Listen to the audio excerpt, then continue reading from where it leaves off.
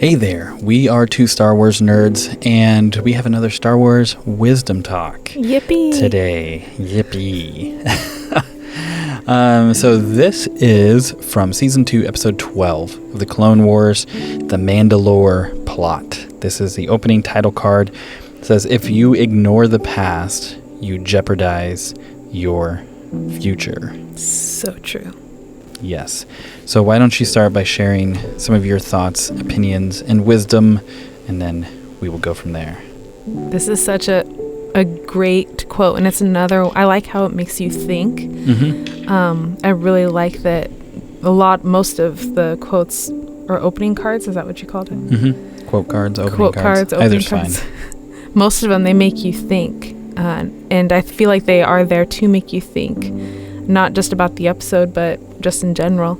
But this one, if you ignore the past, you jeopardize your future. I feel like that is relevant to everyone. Like a lot of times we want to forget the past. We just want to move on because it can be painful, or we just don't want to talk about it. We don't want to face it, or we're ashamed by it. And the thing is, if we don't deal with those things, we're going to just continue in that cycle. And that's what's going to jeopardize our future. Mm-hmm. We have to confront the problems. We have to confront the pain. We have to move past it. And that's what's going to bring us breakthrough in life in the future. Mm-hmm. So instead of looking at our failures and mistakes and the past as let's hide it, instead we should look at what can I learn from it so it doesn't happen again in the future. Because we don't want to just continually be in this same cycle. We want freedom. We want breakthrough. And this applies to us personally. But I think it implies just the importance even of our nation's history and, just even history on a larger scale. If we ignore things, if we shove them away, if we try to pretend like they didn't happen, people are just going to continue. They're just going to come back around eventually because they weren't dealt with and we didn't learn from them. And when we ignore things, we don't learn. And to have freedom and breakthrough, we have to learn. And that's what's going to bring our future. That's what's going to bring breakthrough and freedom in our future. Mm-hmm. And the more you get to know me personally, you'll find that I am a huge history buff. Probably bigger than Star Wars, honestly. I love history. And you've actually made me get into it. Yeah. I used to hate it. Yeah, and you were saying this week that you've been getting more into history, which was really cool. Mm-hmm. Your love for it is contagious. Awesome. Yeah, for me, in regards to this, I love history, not only for the sake of learning, but there's always been something in me ever since I was a kid that has wanted to understand how we got to where we are. Mm-hmm. Like just for instance, like my phone, right? There's a reality where people didn't live with a phone. And so I always love to understand like what advancements and technology got us here. Who came up with the idea for a phone? That's so wild to me,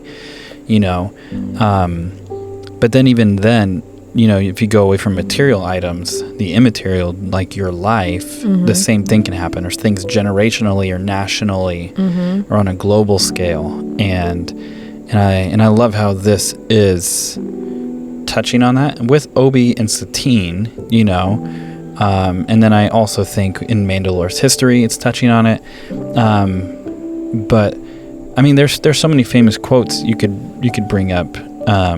It's like those who ignore the past are doomed to repeat it. Mm-hmm. This very idea that if you ignore what's happened in your life, what you'll miss is that you'll see the cyclical nature of things.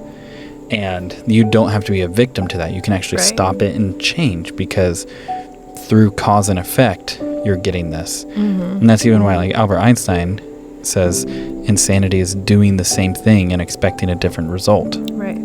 If you just keep living the way you're living and you expect something to magically change, you're in for a surprise, because it just won't. Mm-hmm. And I love how even like in the book of Proverbs, it says like, as a dog returns to its own vomit, like a fool returns to his folly. This idea of, like my dog, when Jackson, I've had black labs like pretty much my whole life, and whenever he'd throw up, if he ate something he wasn't supposed to, he'd go and he'd eat the throw up, and it's our cats do that. It's like, oh, just animals are like, what the heck? But then in the same way, a fool will ignore the past and just keep going back to his mistakes, to his sins, to his bad decisions. And then you're like, well, how did I get here? It's like you planted a seed and you're getting the fruit, and then you're planting the seed that came from that fruit. And so for me, I really like this because I think it's very thought-provoking. Everywhere from like personally, what's my past been like, and I don't want to jeopardize my future, to then my family, even my neighborhood, to my state, to my country, and for the world at large. Like World War I was the war to end wars, and it didn't, and so it's like, to ignore the past, we have to understand it is jeopardizing the future. It's a brilliant quote. And a kid's show, nonetheless. It's not really a kid's show, but it is. I think, too, what I'm just being reminded of is in our line of work, we work with a lot of people, and being pastors, one thing I hear a lot is, I don't want to be like my father. I've heard a lot of people say that. And instead of, they try to just, do everything opposite of what their father did. But really what they need to do is confront that and actually forgive and look at why it went wrong and choose, then almost turn and walk in a different direction. If we ignore it, that pain and that bitterness that was caused in you is going to come out in some of the same tendencies that maybe your father did when you don't even know it. And then there's moments where then you're like, man, I'm acting like my dad, or I'm acting like my mom, and where did that come from? It's because you never dealt with it.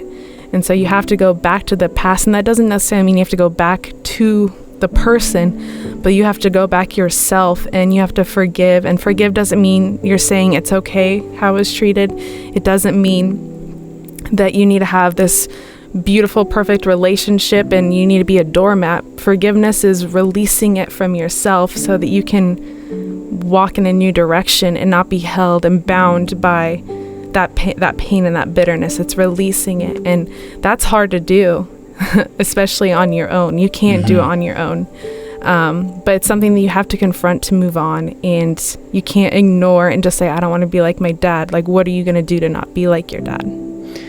Yeah, and you're so right. And I've heard this quote as well, and it's so brilliant. Unforgiveness is like drinking poison, hoping it affects the other person. And it's like your unforgiveness affects no one but you. Right. And then indirectly, it affects the very people you don't want it to affect, the people closest to you. Yeah, those are who you lash out to, not the person who hurt you. It's just like a dog. When a dog's backed into a corner, it's going to lash out just because it's scared and in pain. And I think as a final thought, even for full transparency, what you'll learn if you hop into Discord and talk to us, like, we're very real people, and I have no problem sharing any aspect of my life with people. My relationship with my dad, I would say, is non-existent. Honestly, it's a very painful one. And it's one where it's like I had a relationship, and then honestly, from his side, he cut it off. And for me, I'm very much still in that boat where it's like, I don't want to do that. So I'm not ignoring my past. I'm hopeful for the future for a reconciliation, but then I'm also like, I'm going to live differently. But then even on a lighter, more fun note, I suppose, the irony is that you do end up being like your parents if you ignore things, and this is a fun side of that. I was at a Goodwill at a thrift store, and I was shopping, and I have my son with me, and I'm driving back, and I'm listening to an audio book, and I have a mustache. My dad has a mustache, and I realized, like, I am literally my dad right now. my dad would take me to thrift shops and listen to audiobooks. It's not all terrible. No, and it's not, but I think we can draw a line from there where it's like, oh my gosh, like I'm realizing my future was set up by my past. And if you weren't working on that and you just said, I never want to be like my dad, then you wouldn't take your son to Goodwill and you wouldn't have that time with him. You wouldn't listen to audiobooks in the car with him because you don't want to be like your dad. It would trigger It would trigger things. And so that's why it's so important to go back and just work on that in yourself and release that forgiveness, because you don't want everything you do to be triggered by something traumatic and terrible. Yeah, absolutely.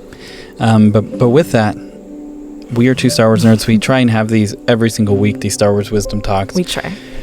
We're not very good at having them every week, but nonetheless, we hope that the whole point of these is that when you listen to it, it would pull you out of Star Wars for a moment.